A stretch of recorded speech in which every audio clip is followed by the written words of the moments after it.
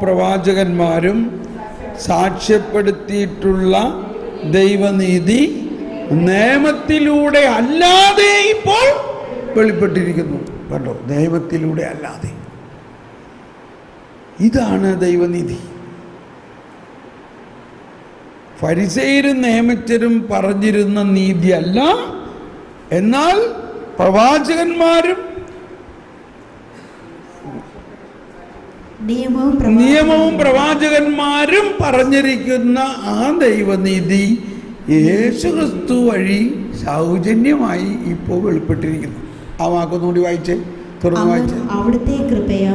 അവർ അവിടുത്തെ കൃപയാൽ യേശുക്രിസ്തു വഴിയുള്ള വീണ്ടെടുപ്പിലൂടെ സൗജന്യമായി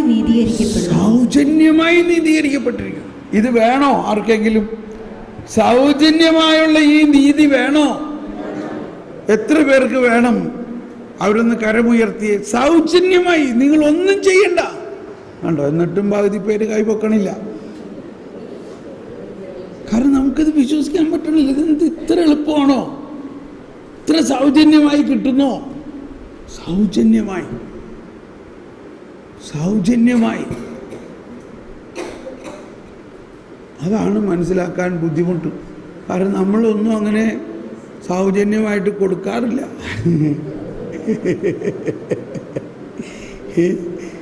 സൗജന്യമായിട്ട് നമ്മളങ്ങനെ അധികമൊന്നും കൊടുക്കാറില്ല.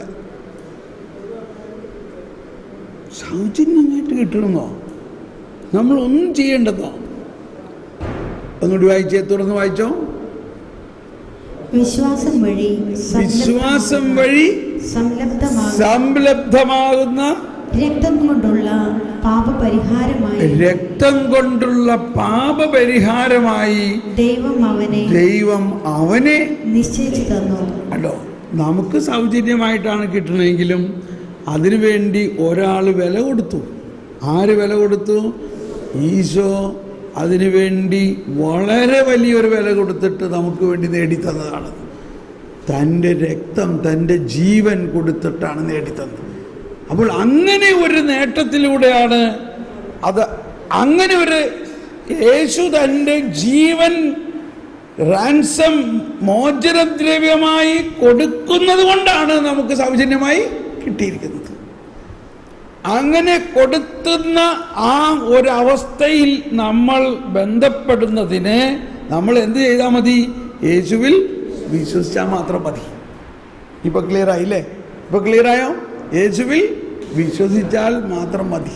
വിശ്വസിച്ചാൽ ഇത് മുഴുവൻ നമ്മളിലേക്ക് ഒഴുകാൻ തുടങ്ങും. അപ്പോൾ നമ്മൾ പ്രമാണങ്ങൾക്ക് അപ്പുറത്തായി. പ്രമാണങ്ങൾക്ക് പിന്നെ നമ്മളിൽ യാതൊരു വിലയുമില്ല. കാരണം നമ്മൾ അതില്ലാണ്ട് തന്നെ വിശുദ്ധരായി മാറിയിരിക്കുന്നു. നമുക്ക് പാപം ചെയ്യാൻ പറ്റുന്നില്ല. നമ്മുടെ പാപം മുഴുവൻ യേശു ഏറ്റെടുക്കുക മാത്രമല്ല, കൃപാവരം കൊണ്ട് നിറച്ച് നമ്മളെ വിശുദ്ധീകരിച്ച്, ന്യായീകരിച്ച്, നീതീകരിച്ച്, മഹത്വീകരിച്ച് കഴിഞ്ഞിരിക്കുന്നു. ഇനി പ്രമാണം എന്ത് ചെയ്യാനാ നമ്മളിൽ? അങ്ങനെ ഒരു അവസ്ഥയാണ്. അടുത്ത വചനം വായിക്കാം. 3:22-23. എല്ലാവരും, അതാണ് ഞാൻ പറയാൻ പോകുന്നതിൻ്റെ ഉദ്ദേശം. എല്ലാവരും പാപം ചെയ്ത് ദൈവമഹത്വത്തിൽ നിന്ന് ദൈവമഹത്വത്തിന് അയോഗ്യരായി എന്നിവിടെ പറയുന്നതിൻ്റെ അർത്ഥം, ആദിമാതാപിതാക്കളുടെ പാപം മൂലം എല്ലാവരും പാപികളായി കഴിഞ്ഞിരിക്കും. ആദിമാതാപിതാക്കളുടെ പാപം മൂലം പ്രപഞ്ചത്തിലുള്ള എല്ലാവരും പാപികളായി. അങ്ങനെ അവർ ദൈവമഹത്വത്തിൽ നിന്നും ദൈവമഹത്വത്തിന് അയോഗ്യരായി. പക്ഷെ ദൈവമഹത്വത്തിന് അയോഗ്യരായി എങ്കിലും ദൈവം അതിനു മുൻപേ തന്നെ അവരുടെ മഹത്വം തിരിച്ചു പിടിക്കുന്നതിനുള്ള രക്ഷാകര പദ്ധതിക്ക് രൂപം കൊടുത്തിരുന്നു. അതുകൊണ്ടാണ് ആരംഭത്തിൽ തന്നെ, ലോകാരംഭത്തിന് മുൻപ് തന്നെ ദൈവം സംസ്ഥാപിതമാക്കി രക്ഷാകര പദ്ധതിയെ. അപ്പോൾ എല്ലാവരും പാപം ചെയ്ത് ദൈവമഹത്വത്തിൽ നിന്ന് പിന്നോട്ട് പോയി എന്ന് നമ്മൾ മനസ്സിലാക്കണം. അത് ആ വ്യക്തിയുടെ കുറ്റമല്ല. ഉത്ഭവപാപത്തിൻ്റെ ഒരു അവസ്ഥയാണത്. നമ്മൾ ഈ വചനത്തിൽ നമ്മൾ ഇന്ന് ചെയ്യുന്ന പാപത്തെ മാത്രം നോക്കിയാൽ പോരാ. മാമോദീസായിലൂടെ നമ്മളിലുള്ള സകല പാപവും എടുത്തു മാറ്റപ്പെട്ടിരിക്കുന്നു. നമുക്കൊന്ന് സ്തുതിച്ച് പ്രാർത്ഥിക്കാം. ഹല്ലേലൂയ. എഴുന്നേറ്റ് നിന്നൊന്ന് സ്തുതിക്കാം. എല്ലാവരും എഴുന്നേറ്റ് നിന്ന് സ്തുതിച്ച് ശബ്ദമുയർത്തി ഈ ജ്ഞാനത്തിനു വേണ്ടിയും ഈ അറിവെല്ലാം നമ്മളിൽ തുറക്കപ്പെടുന്നതിനും അങ്ങനെ ദൈവരാജ്യത്തിന്റെ വിശാലത നമ്മൾ അനുഭവിക്കുന്നതിനും സ്തുതിപ്പിക്കുക. ഹല്ലേലൂയ.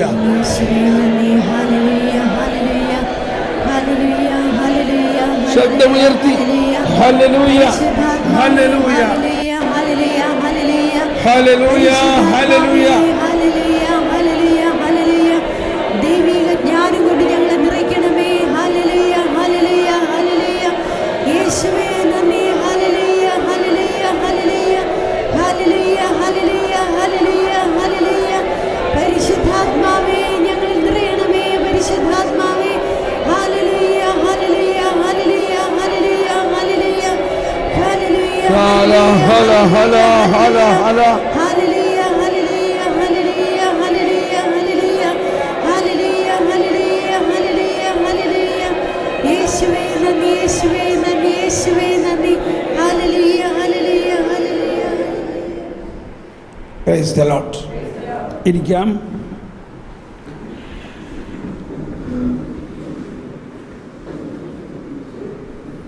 എങ്ങനെയുണ്ട് നിങ്ങൾക്ക്? ഈ പറയുന്നതിനോട് യോജിക്കാൻ പറ്റുന്നുണ്ടോ? ആർക്കെങ്കിലും മുഴുവനായിട്ടത് യോജിക്കാൻ പറ്റുന്നില്ലെങ്കിൽ നമ്മൾ ജ്ഞാനത്തിന് വേണ്ടി പ്രാർത്ഥിച്ചാൽ മതി കേട്ടോ. കാരണം ഈ ജ്ഞാനം എന്ന് പറയണത് ഇവിടെ പറയുന്നത് യേശുക്രിസ്തുവിൻ്റെ ജ്ഞാനമാണത്. അത് യേശു തന്നെയാണ്. അപ്പോൾ യേശു തൻ്റെ ജ്ഞാനത്തിലൂടെയാണ് ഈ രക്ഷയെ പ്രപഞ്ചത്തിൽ കൊണ്ടുവന്നത്. അത് കുറേ കാര്യങ്ങൾ ഇതിന് വേറെ പഠിക്കാനുണ്ട്. അതിപ്പോൾ നമുക്ക് പഠിക്കാൻ സമയമില്ല. വേറെ റിട്രീറ്റിൻ്റെ ഒരു CD തരാം. അപ്പോൾ അത് നിങ്ങൾ കേട്ടാൽ മതി. ഒരു 8 ദിവസത്തെ 80 ദിവസത്തിൻ്റെയൊക്കെ ധ്യാനങ്ങളുണ്ട്. അതിനകത്ത് ഇത് വിശദമായിട്ട് വർണ്ണിക്കുന്നുണ്ട്. പക്ഷേ ഇപ്പോൾ ഇതിൻ്റെ ഒരാശയം നമുക്ക് കിട്ടിക്കഴിഞ്ഞു. ആശയം കിട്ടി. പക്ഷേ ഇതിനെ വിശദമായിട്ട് പഠിക്കാനുണ്ട്.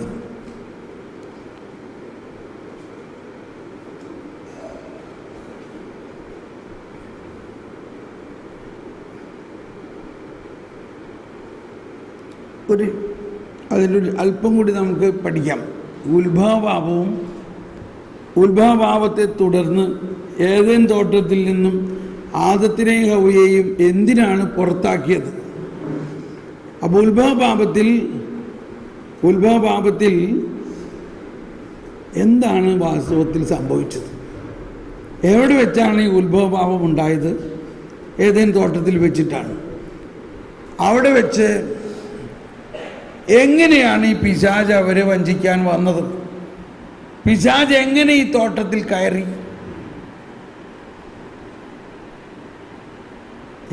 പിശാച് തോട്ടത്തിൽ കയറി? ഈ സംഭവം നടക്കുന്നത് ദൈവത്തിൻ്റെ സന്നിധിയിൽ വെച്ചിട്ടാണോ? ആണോ? അപ്പോൾ എന്തുകൊണ്ടാണ് ദൈവം അതിന് സമ്മതിച്ചത്? ദൈവത്തിന് അവരെ അതിനകത്ത് പിടിച്ചു മാറ്റായിരുന്നില്ലേ?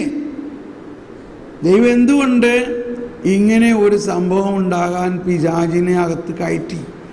ദൈവം അറിയാതെ പിശാച് ഈ തോട്ടത്തിൻ്റെ അകത്ത് വരുമോ? ഇതൊക്കെ നമ്മുടെ പിള്ളേർ ചോദിക്കുന്ന ചോദ്യമായിട്ട് തോന്നുന്നുണ്ടല്ലേ? നമ്മുടെ പിള്ളേർ ഇങ്ങനെയൊക്കെയല്ലേ ചോദിക്കില്ലേ, മമ്മി എങ്ങനെയാണ് അപ്പോൾ ഈ പിശാച് ഏതെങ്കിലും തോട്ടത്തിൽ വന്നത്? നമുക്ക് ഉത്തരവില്ല. അപ്പോൾ ഇതാണ് കാറ്റഗിസത്തിലെല്ലാം നമ്മളെ പഠിപ്പിക്കുന്നത്. മതബോധന ഗ്രന്ഥത്തിൽ പറയുന്നുണ്ട്, ദൈവം ഇത് അനുവദിച്ചത് എന്തുകൊണ്ട്? ഇത് അനുവദിച്ചു എന്ന്. ദൈവം അനുവദിക്കാതെ ഒന്നും ഉണ്ടാകില്ല. ദൈവം സർവാധിപനാണ് അല്ലേ?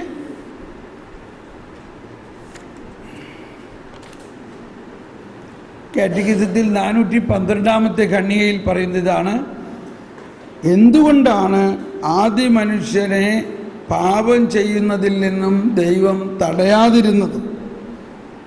മഹാനായ വിശുദ്ധ ലിയോ മറുപടി പറയുന്നത്, പിശാചിൻ്റെ അസൂയ മൂലം നമുക്ക് നഷ്ടമാക്കിയതിനേക്കാൾ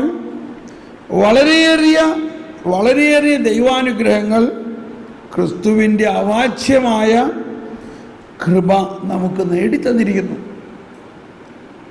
നമുക്ക് പാപം മൂലം നഷ്ടമായതിനേക്കാൾ വളരെയധികം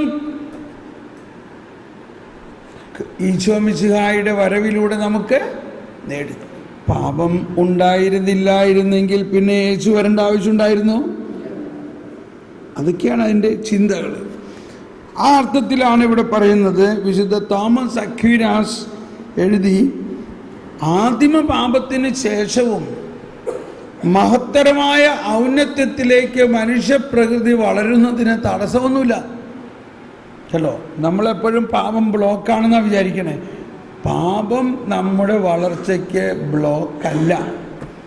എന്ന് പറഞ്ഞാൽ പാപം നശ്വരമാണ്, ദൈവമാവട്ടെ അനശ്വരമാണ്.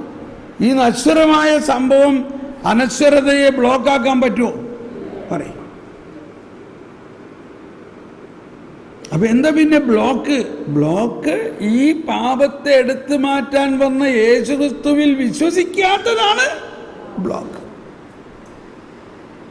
അപ്പൊ ഇവിടെ പറയുകയാണ്, ഇപ്പൊ ഉദാഹരണത്തിന് നോഹയ്ക്ക് ഉത്ഭവഭാവം ഉണ്ടായിരുന്നല്ലോ. പക്ഷെ നോഹയെ ദൈവം പ്രത്യേകം അനുഗ്രഹിച്ചതിൽ വല്ല തടസ്സമുണ്ടായോ? ഹേനോക്ക്, അബ്രാഹത്തിനോട് ദൈവം പറഞ്ഞു, നീ ഒരു അനുഗ്രഹമായിരിക്കും. ഉത്ഭവപാപം അബ്രാഹത്തിൽ ഉണ്ടായിരുന്നോ ഇല്ലയോ? ഉണ്ടായിരുന്നു. എന്നിട്ട് വല്ല തടസ്സം ഉണ്ടായോ? അപ്പോൾ ഇതൊക്കെയാണ് നമ്മൾ ബുദ്ധിപൂർവം ജ്ഞാനപൂർവം വിശ്വാസത്തിൽ വളരണം. നിങ്ങളുടെ വിശ്വാസത്തിൻ്റെ അടിസ്ഥാനം ദൈവജ്ഞാനമായിരിക്കട്ടെ. അടുത്ത് കേട്ടോ. അപ്പോൾ മനുഷ്യപ്രകൃതി ഉയർത്തപ്പെടുന്നതിന് തടസ്സമില്ല. ശ്രദ്ധിക്കണം. ഒന്ന് കൈവച്ച് കാണിച്ചെല്ലാവരും. റെഡി? ഇതാ, തിന്മ സംഭവിക്കാൻ ദൈവം അനുവദിക്കുന്നത്. ഇങ്ങനൊരു കാര്യം തന്നെ നമ്മുടെ ഡിക്ഷണറിയിലില്ല. ഏത്? തിന്മ സംഭവിക്കാൻ ദൈവം അനുവദിക്കുമെന്ന് നമ്മളൊരിക്കലും ചിന്തിക്കാറില്ല. പക്ഷേ ദൈവം അറിയാതെ വല്ല തിന്മ നടക്കുന്നുണ്ടോ? ദൈവം അറിഞ്ഞതുകൊണ്ടും അനുവദിക്കുന്നത് കൊണ്ടുമാണ് തിന്മ നടക്കുന്നത്. എന്തുകൊണ്ടാണ് ദൈവം അനുവദിക്കുന്നത്? തിന്മ സംഭവിക്കാൻ ദൈവം അനുവദിക്കുന്നത് അതിൽ നിന്നും മഹത്തമമായ നന്മ പുറപ്പെടുത്തുന്നതിന് വേണ്ടിയാണ്. അതിൽ നിന്നും മഹത്തമമായ നന്മ പുറപ്പെടുത്തുന്നതിന് വേണ്ടിയാണ്. അപ്പോൾ ദൈവം എന്ന് പറഞ്ഞാൽ തിന്മയിൽ നിന്ന് പോലും നന്മ ഉണ്ടാക്കാൻ ദൈവത്തിന് കഴിയും. തിന്മയിൽ നിന്ന് പോലും.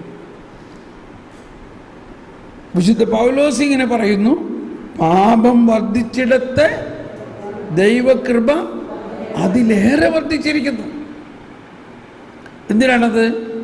ഇപ്പോൾ ഉള്ള ആ പാപത്തെ അകറ്റണമെങ്കിൽ അതിനേക്കാളേറെ കൃപ കിട്ടിയാലേ അകറ്റുള്ളൂ.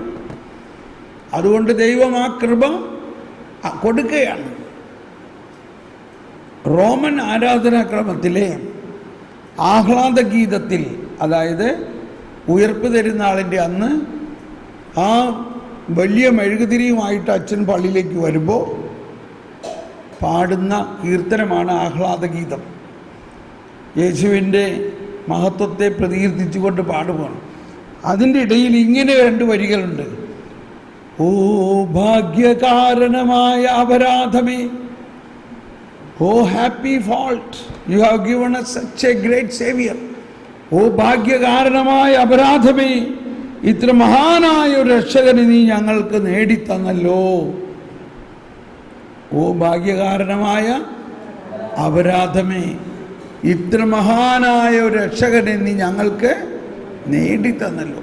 അപ്പോൾ നമ്മൾ പഴയ നിയമത്തിൽ പല സ്ഥലത്തും ഈ ആശയം കാണാം. ഇപ്പോൾ ജോസഫിൻ്റെ സഹോദരന്മാർ ജോസഫിനെ ക്രൂരമായി ഉപദ്രവിച്ചു, കൊല്ലാൻ ശ്രമിച്ചു, കിണറ്റിലെറിഞ്ഞു. അവസാനം അവനെ തൂക്കി വിറ്റു ഈജിപ്തിലെ അടിമയായിട്ട്. അങ്ങനെ വിറ്റ ആ ജോസഫ് ഈജിപ്തിൽ വന്നിട്ട് വീണ്ടും ഭയാനകമായ പ്രശ്നങ്ങൾ.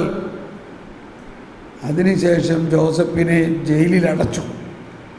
ആ ജയിലിൽ കിടന്നപ്പോഴാണ് ജോസഫിന് ദർശനവരങ്ങളും വ്യാഖ്യാനവരങ്ങളും എല്ലാം കിട്ടിയത്.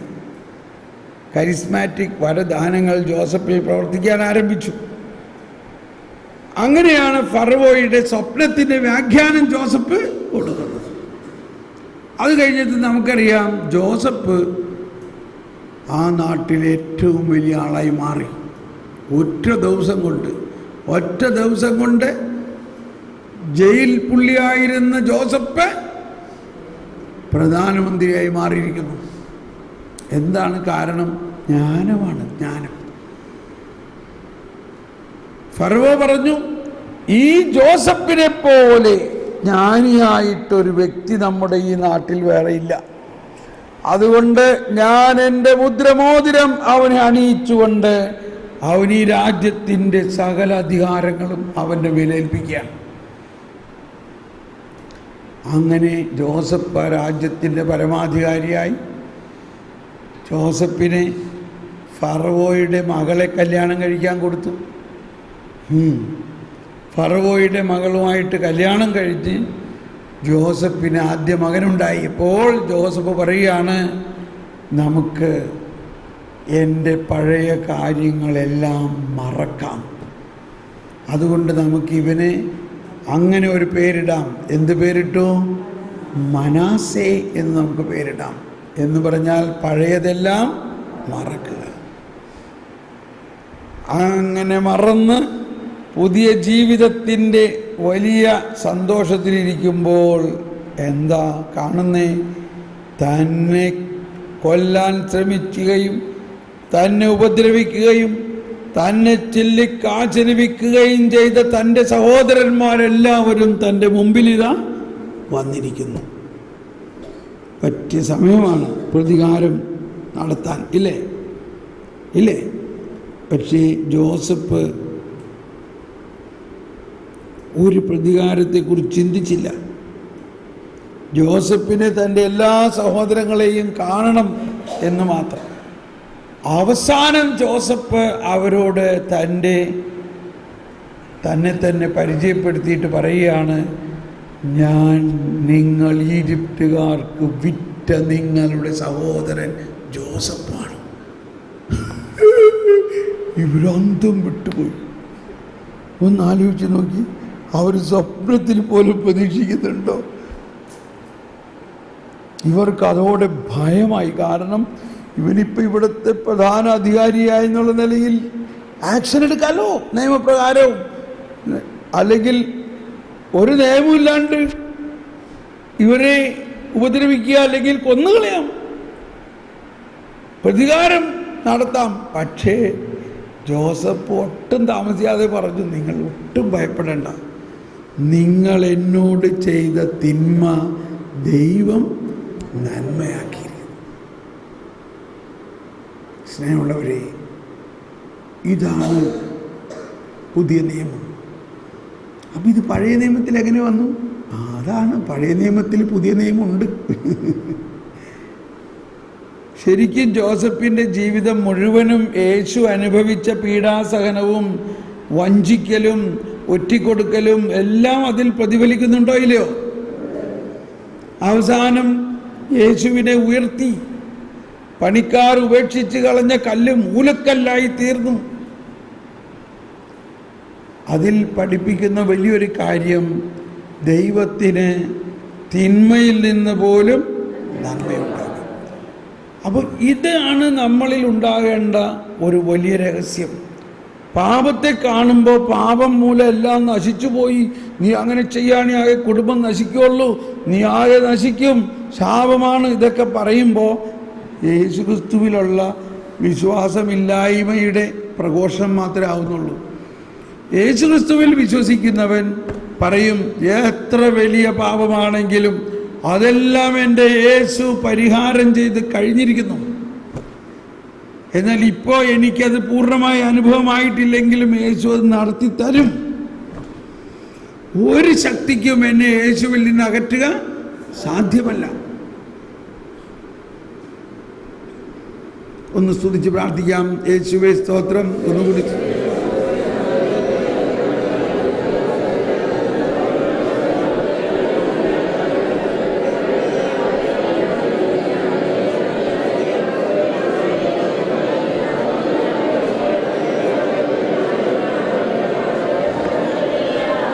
Hallelujah, hallelujah, hallelujah. ഒന്ന് എഴുന്നേറ്റ് നിന്നേ, എല്ലാവരും ഒന്ന് എഴുന്നേറ്റ് നിന്നേ. ഏറ്റവും ബുദ്ധിമുട്ടുള്ള സമയമാണ്. ഇന്ന് വൈകുന്നേരം കൂടി കടന്നാൽ നമ്മൾ ജയിച്ചു. ഞാനൊരു ഹിന്ദി പാട്ട് പഠിപ്പിക്കട്ടെ, 2 ലൈനുള്ളൂ. എല്ലാവരും ആദ്യം ഇത് കേട്ടോ. ജയ് ബോലോ ജയ് ബോലോ യേശു മസീഹാ കി ജയ് ബോലോ ജയ് ബോലോ. കൈയടിച്ച്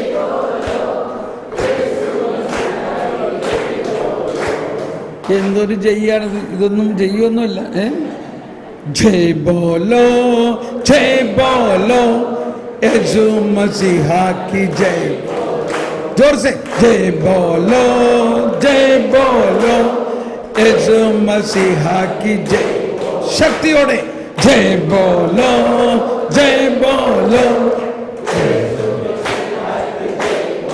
ഒന്ന് ചാടിക്കൊണ്ട് बोलो जय बोलो യേശു മസീഹാ കി ജയ്. बोलो जय बोलो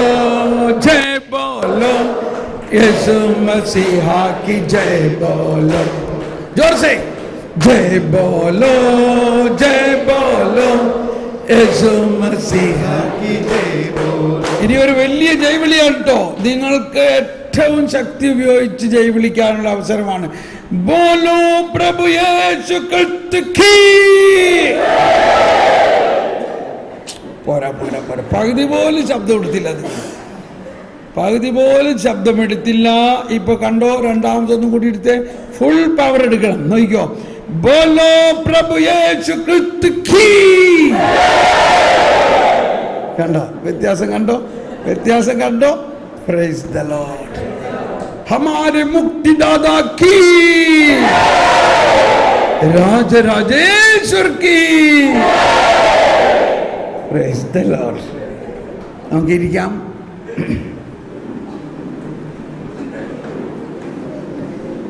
നമ്മൾ